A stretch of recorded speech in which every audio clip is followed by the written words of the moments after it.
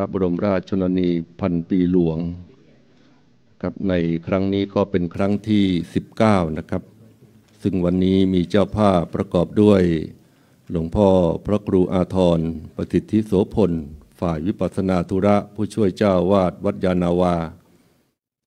คุณสุชาดาจิราธิวัฒน์พร้อมครอบครัวคุณแม่สุจัญญาภาภักพานิชกุลคุณสายพินพหลโยธินครับพร้อมคณะแล้วก็ผู้ร่วมพิธีทุกท่านนะครับวันนี้เราเป็นเจ้าภาพด้วยกันในการบำเพ็ญกุศลครับลำดับต่อไปนะครับเพื่อเข้าสู่พิธีในการบำเพ็ญกุศลสวดพระพิธรรมในเบื้องต้นนะครับขออนุญาตเรียนเชิญคุณสายพินพหลโยธินนะครับได้จุดธูปเทียนบูชาพระรัตนตรัยนะครับขออนุญาตเรียนเชิญครับ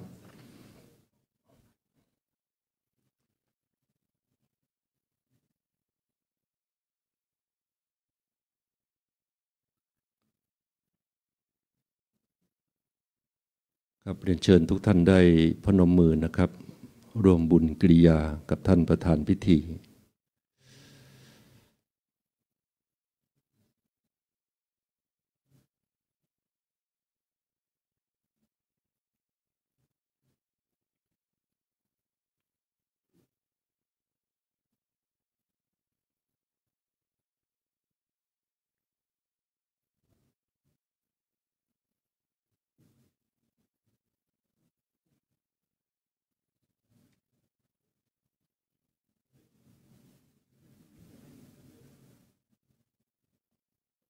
ครับท่าน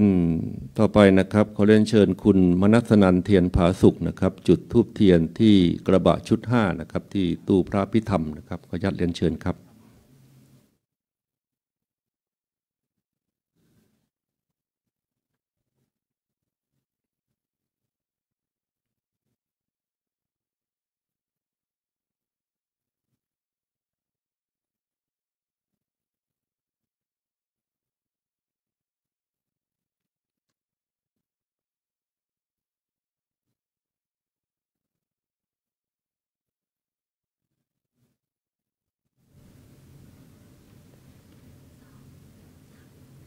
แล้วก็เรียนเชิญ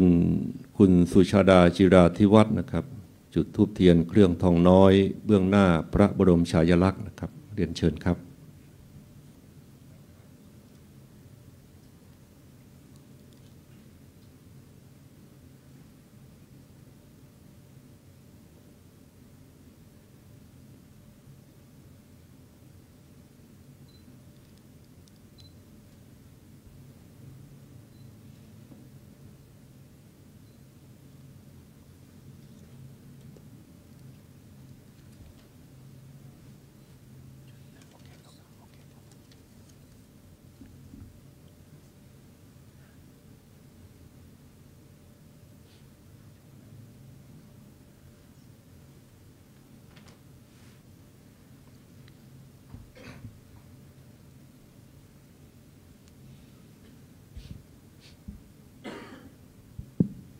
ครับลำดับต่อไปนะครับเรียนเชิญทุกท่านได้สมาทานศีลรับศีลโดยพร้อมเพรียงกันนะครับสำหรับผู้ปฏิบัติธรรมนะครับสมาทานศีล8ก็นั่งด้วยอาการอันสงบนะครับมะยังพันเตวิสุงวิสุงรักนาทายาติสรเนนะสหะปัญจศีลานิยาจามะทุติยามปิมะยังพันเตวิสุงวิสุงรักนาทายาติสรเนนะสหะปัญจศีลานิยาจามะตติยามปิมะยังพันเตวิสุงวิสุงรักนาทายา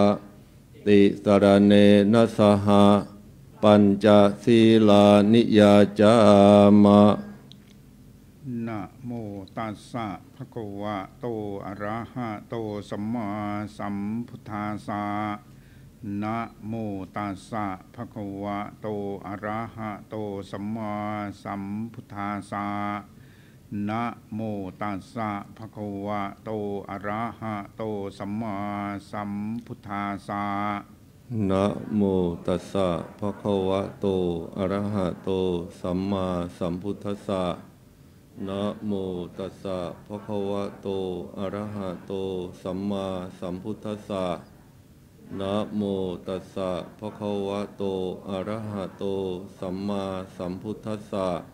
พุทธังสรณังคัจฉามิพุทธังสรณังคัจฉามิธัมมังสรณังคัจฉามิธัมมังสรณังคัจฉามิสังฆังสรณังคัจฉามิสังฆังสรณังคัจฉามิทุติยัมปิพุทธังสรณังคัจฉามิทุติยัมปิพุทธังสรณังคัจฉามิทุติยัมปิธัมมังสรณังคัจฉามิทุติยัมปิธัมมังสรณังคัจฉามิทุติยัมปิสังฆังสรณังคัจฉามิทุติยัมปิสังฆังสรณังคัจฉามิตติยัมปิพุทธังสรณังคัจฉามิตติยัมปิพุทธังสรณังคัจฉามิตติยัมปิธัมมังสรณังคัจฉามิตติยัมปิธัมมังสรณังคัจฉามิต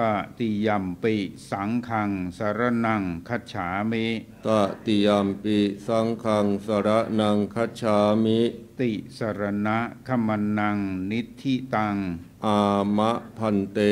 ปานาติปาตาเวระมณีสิกขาปะทังสมาธิยามิปานาติปาตาเวระมณีสิกขาปะทังสมาธิยามิอะทินนาทานาเวระมณีสิกขาปะทังสมาธิยามิอะทินนาทานาเวระมณีสิกขาปะทังสมาธิยามิกาเมสุมิจฉาจาราเวระมณีสิกขาปะทังสมาธิยามิกาเมสุมิจฉาจาราเวระมณีสิกขาปะทังสมาธิยามิมุสาวาทาเวระมณีสิกขาปะทังสมาธิยามิมุสาวาทาเวระมณีสิกขาปะทังสมาธิยามิสุราเมรยมัชฌะปมาทัฏฐานาเวระมณีสิกขาปะทังสมาธิยามิสุราเมรยมัชฌะปมาทัฏฐานาเวระมณีสิกขาปะทังสมาธิยามิอิมานิปัญจสิกขาปะทานิสีเลนะสุขติยันติสีเลนะโภคสัมปทาสีเลนะนิพพุติยันติตัสมาสีลังวิโสทะเยครับลำดับต่อไปนะครับเรียนเชิญคุณแม่สุจัญญาภาภักพานิชกุลนะครับได้จุดธูปเทียนเครื่องทองน้อยเบื้องหน้าพระบรมฉายาลักษณ์นะครับเรียนเชิญคุณแม่ครับ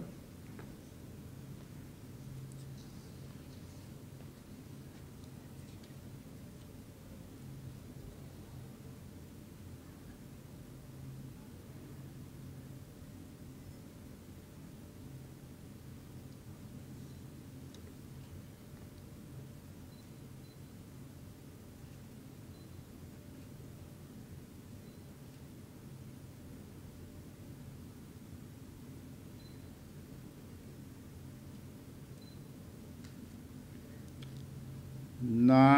โม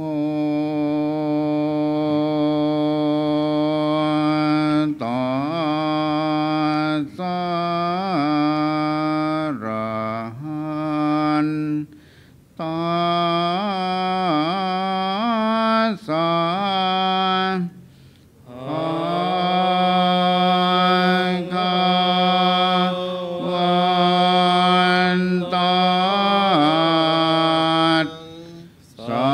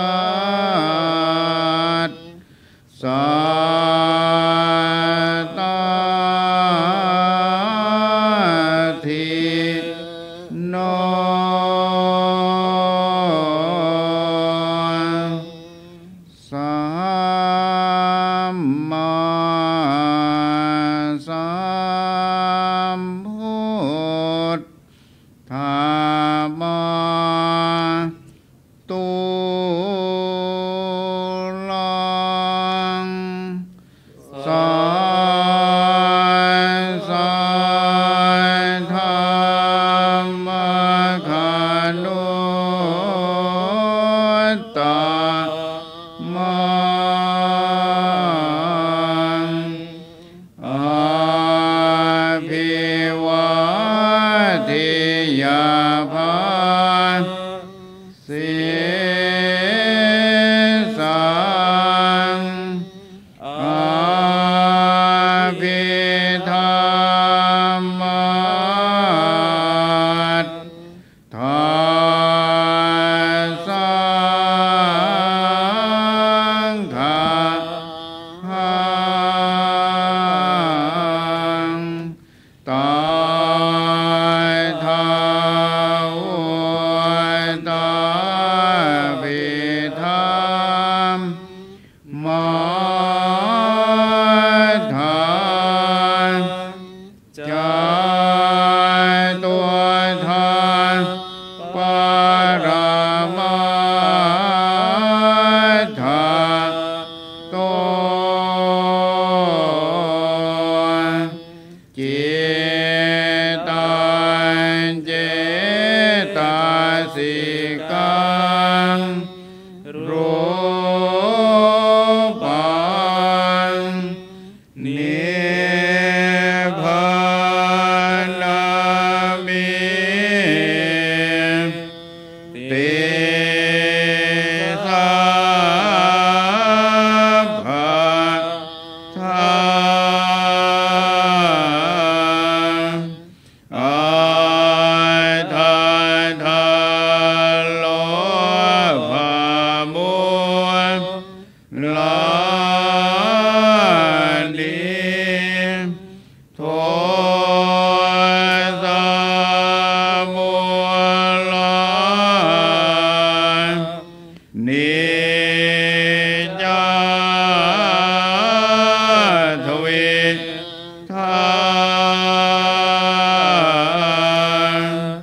มมุลานิจาทเวติถวายทานสัง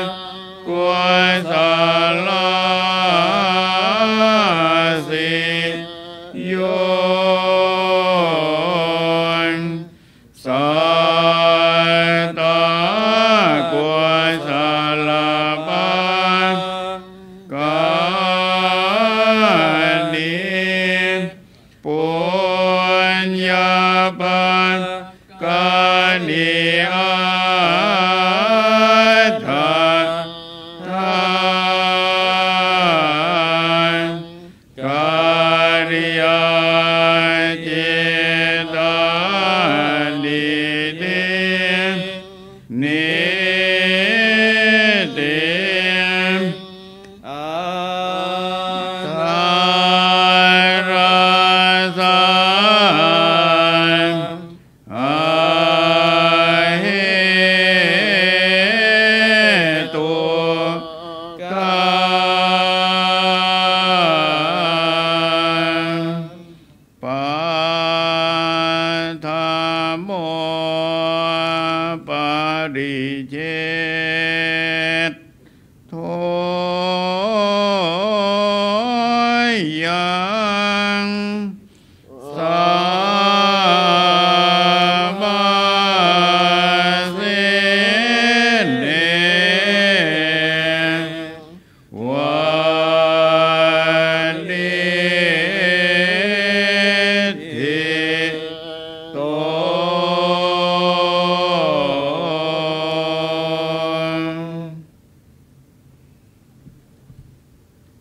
ครับบัดนี้พระสงฆ์จตุรวรรคสี่รูปนะครับได้สวดพระอภิธรรมนะครับเป็นจบแรก ซึ่งวันนี้นะครับพระสงฆ์สี่รูปจากวัดบรมสถนนะครับหรือวัดดอนนะครับได้เมตตารับอารัธนามาในพิธีบำเพ็ญกุศลสวดพระอภิธรรมนะครับเพื่อน้อมอุทิศถวายเป็นพระราชกุศลแด่สมเด็จพระนางเจ้าสิริกิติ์พระบรมราชินีนาถพระบรมราชชนนีพันปีหลวงในพระบาทสมเด็จพระบรมชนกาธิเบศรมหาภูมิพลอดุลยเดชมหาราชบรมนาถบพิตร ซึ่งทั้งสองพระองค์ถือว่าเป็นที่รักยิ่งนะครับของปวงชนชาวไทยเพราะพระองค์นั้นทรงทศพิธราชธรรมทรงยึดถือเป็นแนวทางในการปกครองและดำรงพระองค์เพื่อประโยชน์สุขของประชาชนในหลักของทศพิธราชธรรมนะครับมี10ประการโดยย่อก็คือ 1. การให้ทานการให้การเสียสละทรัพย์สินและสิ่งของเพื่อบำรุงเลี้ยงและช่วยเหลือประชาชน 2. ศีลคือความประพฤติดีงามทั้งกายวาจาและใจเพื่อให้เป็นที่เคารพนับถือของประชาราษฎร์ 3. ปริจาคะครับก็คือการบริจาคการสละความสุขส่วนพระองค์เพื่อประโยชน์สุขของประชาชนและบ้านเมือง 4. อาชวะความซื่อตรงครับการปฏิบัติภารกิจโดยสุจริตมีความจริงใจต่อประชาชน 5. มัทธวะความอ่อนโยนนะครับการมีอัธยาศัยที่นุ่มนวลไม่ถือพระองค์ 6. ตบะความเพียรข่มใจตนเอง 7. อักโคทะไม่โกรธเป็นการมีเมตตาธรรมประจำใจของพระองค์ 8. อวิหิงสาความไม่เบียดเบียนไม่กดขี่ข่มเหงรังแกผู้อื่น 9. ขันติความอดทนอดกลั้นนะครับต่อความยากลำบากอุปสรรคต่างๆดังที่เราได้เห็นภาพข่าวตลอดนะครับทั้งสองพระองค์เสด็จแปรพระราชฐานยังต่างจังหวัดถิ่นธุรกันดารเพื่อช่วยเหลือประชาชนของพระองค์อย่างเสมอต้นเสมอปลายมิได้ขาดตกบกพร่อง 10. อวิโลธนะการยึดมั่นในธรรมยึดมั่นในความถูกต้องเที่ยงธรรมและไม่หวั่นไหวไปตามอิทธิพลภายนอกนี่คือหลักธรรมนะครับที่พระองค์ทรงปฏิบัติเพื่อประโยชน์ของปวงชนชาวไทยมาตลอดพระชนชีพของพระองค์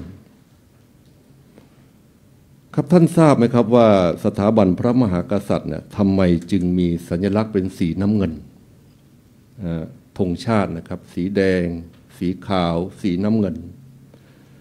ครูบาอาจารย์ท่านให้นัยยะว่าสีน้ำเงินเนี่ยมันเป็นสัญลักษณ์ของท้องฟ้าเนี่ยมีความสำคัญคือ 1. ท้องฟ้ามีความกว้างไกลไพศาลหาที่สุดมิได้ 2. ท้องฟ้าเป็นที่รวมอยู่แห่งจักรวาลดังนั้นสถาบันพระมหากษัตริย์ไทยจึงมีคุณสมบัติที่ยิ่งใหญ่2ประการคือ 1. ทรงมีน้ำพระทัยกว้างไกลแผ่ไพศาลเปี่ยมล้นด้วยพระมหากรุณาธิคุณอย่างหาที่สุดมิได้ 2. ทรงเป็นศูนย์รวมแห่งสามัคคีธรรมอันเป็นจุดรวมแห่งดวงใจของคนไทยทั้งชาติครับลำดับต่อไปนะครับกราบนิมนต์พระคุณเจ้าพระสงฆ์จตุรวรรคนะครับได้สวดพระอภิธรรมมัตตสังฆะเป็นจบสุดท้ายกราบนิมนต์ครับ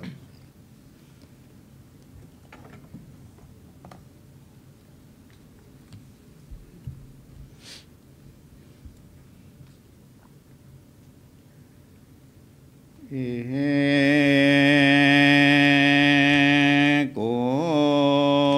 ปาทาริโรทาจาเอกาลัมภนาวาทุกาเจโตโยตทาวิปันญาสาธรรมเจต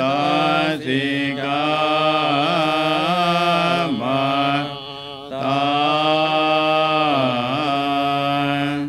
เตระสัญญาสม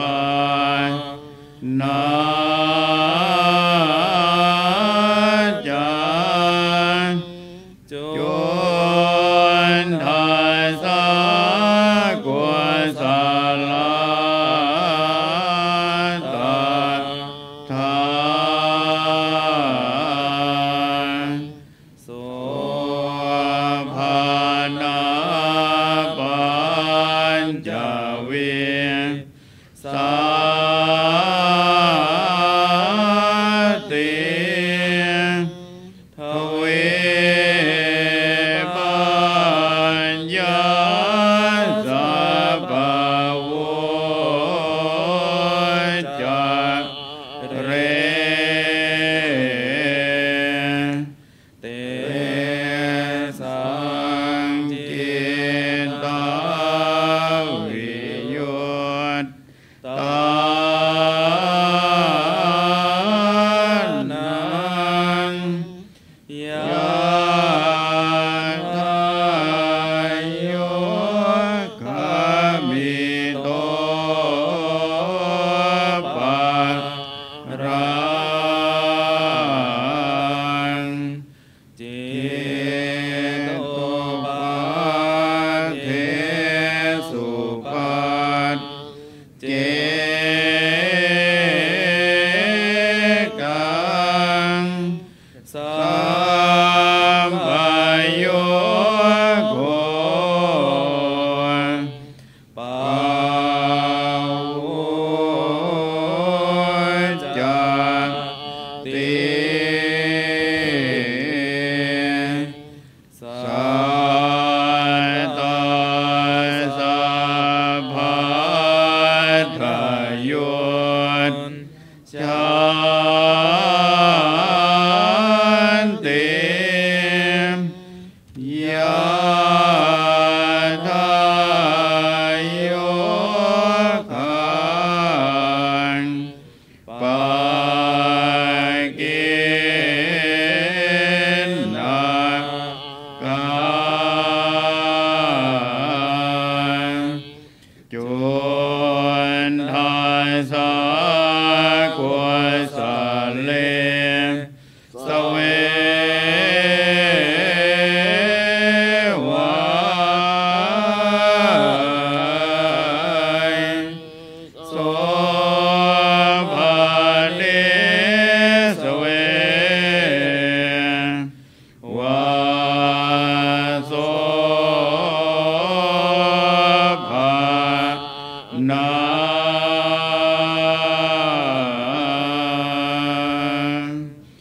โค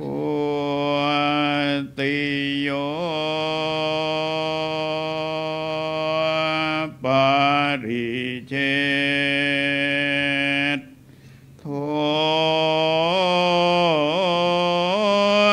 ยังสัมมาเสเนวานิธิโต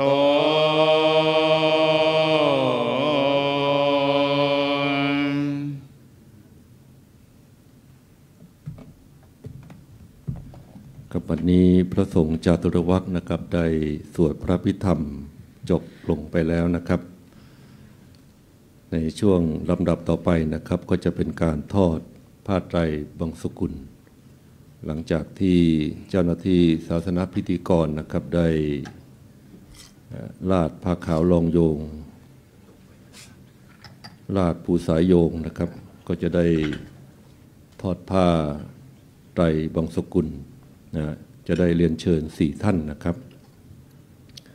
ก็ในช่วงนี้ก็ขออนุญาตประชาสัมพันธ์นิดนะครับท่านผู้ร่วมพิธีนะครับวันนี้ก่อนกลับก็รับสแน็คบ็อกซ์ด้วยนะครับอาหารว่างวันนี้คุณแม่สุจัญญาภาภักพานิชกุลนะครับเป็นเจ้าภาพนะครับอาหารว่างสแน็คบ็อกซ์50 กล่องครับแล้วก็ในนามพระอาจารย์พระมหาชาครินทร์นะครับกิติเมธีวันนี้ท่านก็มาร่วมพิธีด้วยหลังจากที่หายหน้าหายตาไปหลายวันนะครับไปผ่าดวงตากลับมาแล้วครับคุณแม่ฝากขอบอกขอบใจนะครับโยมอุบาสกอุบาสิกาที่ให้การอุปถัมภ์นะครับไปโรงพยาบาลผ่าตัดดวงตาคุณหมอบอกว่าถ้ามาช้าอีก1 วันตาบอดนะครับก็ต้องขออนุโมทนาสาธุการนะครับ กับฐานบดีทุกท่านนะครับที่ให้ความอุปถัมภ์อุปถากบำรุงพระอาจารย์นะครับครับลำดับต่อไปนะครับจะเป็นการทอดผ้าไตรบังสุกุลนะครับท่านที่หนึ่งนะครับขออนุญาตเรียนเชิญคุณสายพินพหลโยธินท่านที่สองนะครับเรียนเชิญคุณแม่สุจัญญาภาภักพานิชกุลท่านที่สามนะครับขอเรียนเชิญคุณสุชาดาจิราธิวัฒน์และท่านที่สี่นะครับเรียนเชิญคุณมนัสนันท์เทียนผาสุขนะครับสี่ท่านเรียนเชิญครับ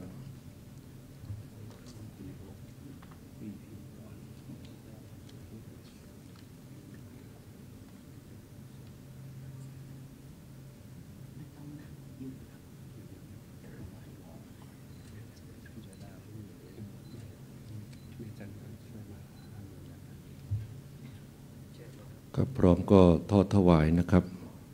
ครับก็ต้องขออนุโมทนาสาธุการนะครับกับคุณสายพินพหลโยธินนะครับวันนี้ร่วมเป็นเจ้าภาพในการบำเพ็ญกุศลสวดพระพิธรรมนะครับวันที่14พฤศจิกายนนะครับจำนวน 20,000 บาทนะครับก็ขออนุโมทนาสาธุการครับลำดับต่อไปนะครับพระสงฆ์ทั้งนั้นนะครับจะได้สดับประกรณ์ครับ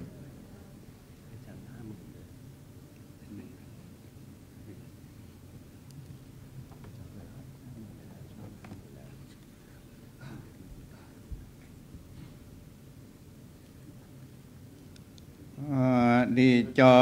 วตาสังขาราอุปาทวยธรรมิโนอุปาชิตวานิโร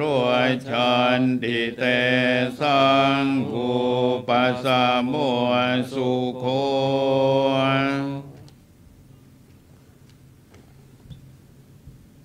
ครับเมื่อเจ้าหน้าที่ได้เก็บภูษาโยงผ้าราชภูษาโยงเสร็จนะครับก็จะได้ถวายเครื่องเทธรรมนะครับเป็น2ชุดด้วยกันนะครับเป็น2ชุดครับก็ขออนุโมทนาสาธุการนะครับกับผู้ร่วมเป็นเจ้าภาพพิธีบำเพ็ญกุศลนะครับนายชัชวาลพหลโยธิน 5,000 บาทนางสาวพันรายพหลโยธินอีก 5,000 บาทนะครับก็ขออนุโมทนาสาธุการและขออนุโมต่อคุณแม่สุจัญญาภาภักพานิชกุลนะครับก็ร่วมทำบุญ 50,000 บาทนะครับขออนุโมทนาสาธุการกับคุณแม่นะครับครับลำดับต่อไปนะครับเรียนเชิญ4ท่านนะครับได้น้อมถวายเครื่องไทยธรรมนะครับซึ่งเป็นชุดที่1นะครับเรียนเชิญคุณอุสุนี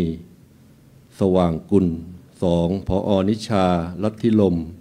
3คุณกฤตตินคำแดงและ4คุณพี่บรรหารบุญเจริญนะครับ4ท่านนะครับเรียนเชิญครับ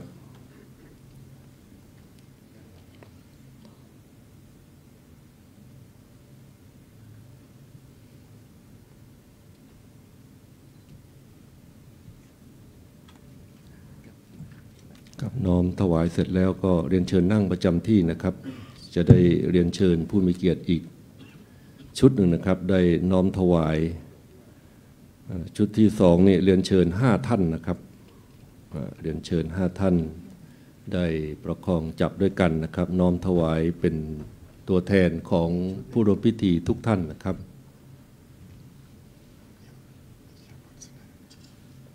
วันนี้ถือว่าทุกท่านก็เป็นผู้มีส่วนแห่งบุญนะครับ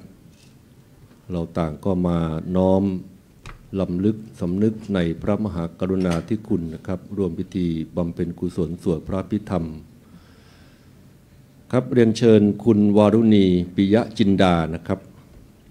นี่ถวายรูปที่1นะครับ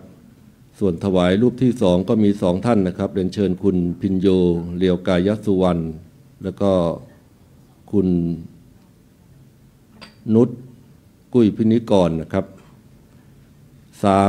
ครับคุณธรรมทัศน์แก้วประเสริฐชัยและ4เป็นผู้แทนของคณะผู้ปฏิบัติธรรมนะครับกี่ท่านก็ได้นะครับผู้ปฏิบัติธรรมนะครับเชิญครับน้อมถวายครับเรียนเชิญครับผู้ปฏิบัติธรรมนะครับมาจากบริษัทมิตรแท้ประกันภัยจำกัดมหาชนนะครับ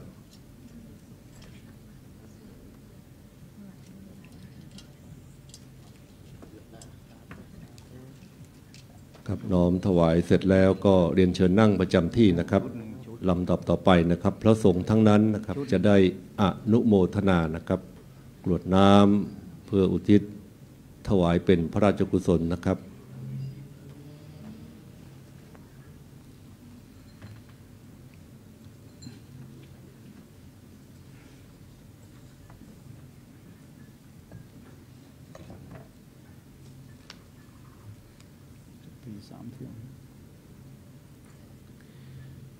ยะถา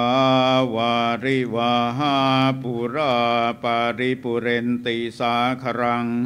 เอวะเมวะอิโตทินังเปตานังอุปกปปติอิจิตังปะทิตังตุมหังคิปะเมวะสมิจตุสัพเพปุเรนตุสังกปาจันโทปนรโสยะถามณิโชติรโสยะถาโยวิวัชชันตุสัพพะโรโควินาศตุมาเตภวัตวันรายโยสุขีทีขายุโกภวะธนสีเลสเนจังวุฒาปจายโนจตารมาวาทันติอายุวันโนสุขังภาลังอัฏฐาสิเมอากาสิเมติเมตาสขาจะเมเปตานังทาขีนังทาอุเพกตมโนสารานาหิโรนังวาโสโก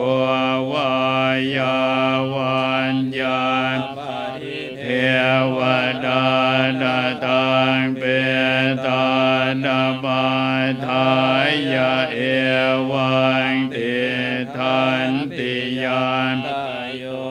อายัญจะโคทาคินาทินาสังฆามภิสุปฏิเทียคาราตังหิตายาสถานาโสอุปกาปฏิโสยาติธรรมโมจายังนิทาสิโตเปตานปุชาจักตาอุลาราพัลลัญจะพิควรดัวปะเทนังตุมเหหิปุญญังปสุตังอนาปกันติภวตุสัพพมังคลังราคันสัพพเทวตาสัพพพุทธาเวนัสธาโสเทียภวันตุเตภวตุสัพพมังคลังราคันตุสัพพเทวตาสัพพธรรมานุภาเวนัสธาโสเทียภวันตุเตภวตุสัพพมังคลังราคันตุสัพพเทวตาสัพพสังฆานุภาเวนัสธาโสทิภาวันตุเตครับก่อนจบพิธีนะครับกราบนิมนต์พระสงฆ์แล้วก็สามเณรทุกรูปนะครับได้เมตตานั่งเจริญจิตภาวนาเพื่อน้อมอุทิศถวายเป็นพระราชกุศลนะครับแล้วก็เรียนเชิญผู้ร่วมพิธีทุกท่านนะครับนั่งสมาธิเจริญจิตภาวนาน้อมถวายเป็นพระราชกุศลตามเวลาอันสมควรนะครับ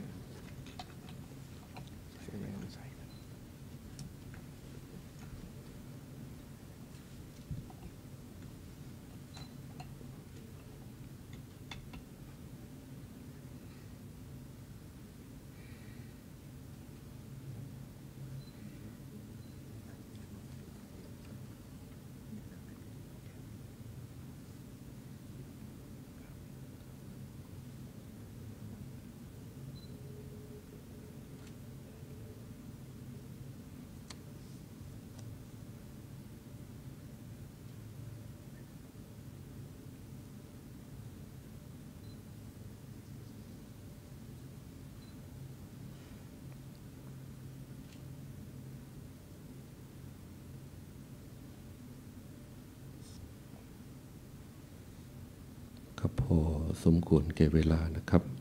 อิมินากตะปุญเยนะด้วยอนุภาพแห่งมหากุศลบุญญาราศีทักษิณานุปทานกิจ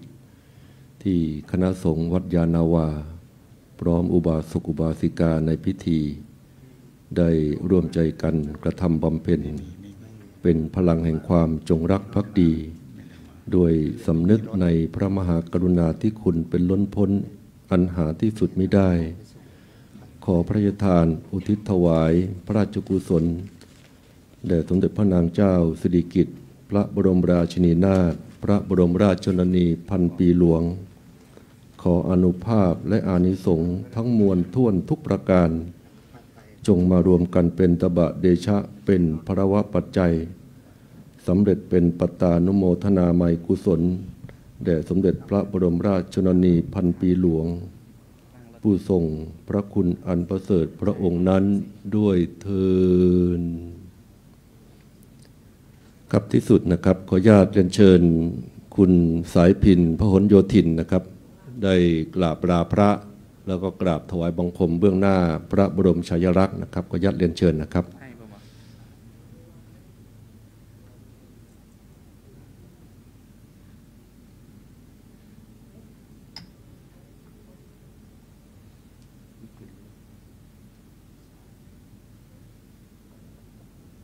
ครับคุณสายพินนะครับคุณสายพินพหลโยธิน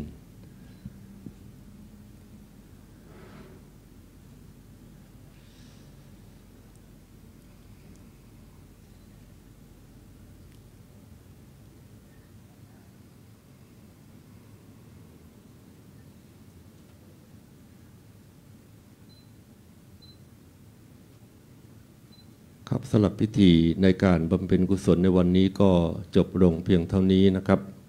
ในนามของคณะสงฆ์นะครับต้องขออนุโมทนาสาธุการนะครับกับเจ้าภาพแล้วก็ผู้ร่วมพิธี